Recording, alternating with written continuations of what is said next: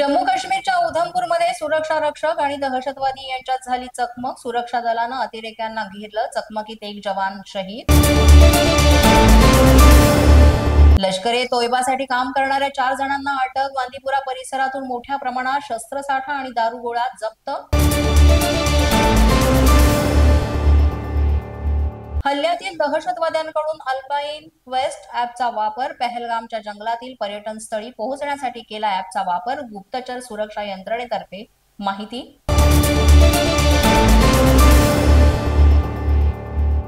पहलगाममध्ये हल्ला करणाऱ्या दहशतवाद्यांचे फोटो आले समोर।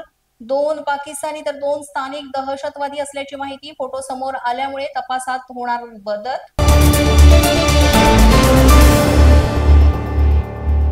पहलगाम मधील हल्ल्याचा व्हिडिओ समोर। दहशतवादी पर्यटकांना गोळ्या मारतानाचा व्हिडिओ आला समोर।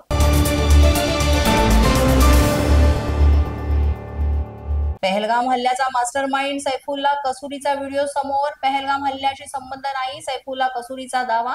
सैफुल्लाकडून भारताचा दुश्मन असा उल्लेख।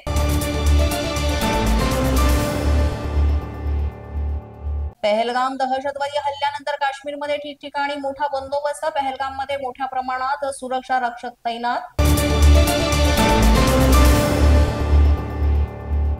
भारतानं पाकिस्तानशी संबंधित काही ट्विटर हँडल बंद केले। पाकिस्तानचे सरकारी खातेही बंद करण्यात आल्याची माहिती।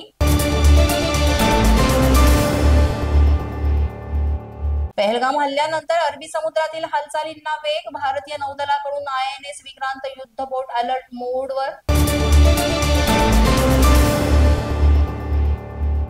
पाक किनाऱ्यावरून प्रवास करणाऱ्या जहाजांना सतर्कतेच्या सूचना। पाकच्या किनारा क्षेत्रापासून दूर राहण्याचाही सल्ला। पाकिस्तान नौदल जहाजाकडून गोळीबार होत असल्यानं खबरदारीच्या सूचना। अशाच नवनवीन व्हिडिओसाठी पोलीस माझा न्यूजचं YouTube चॅनल सबस्क्राईब करा। तसंच आमचं फेसबुक, इंस्टाग्राम आणि ट्विटर अकाउंट फॉलो करा। अधिक माहितीसाठी आमच्या www.polismazhanews.com या वेबसाईटला भेट द्या। पाहत रहा पोलीस माझा न्यूज।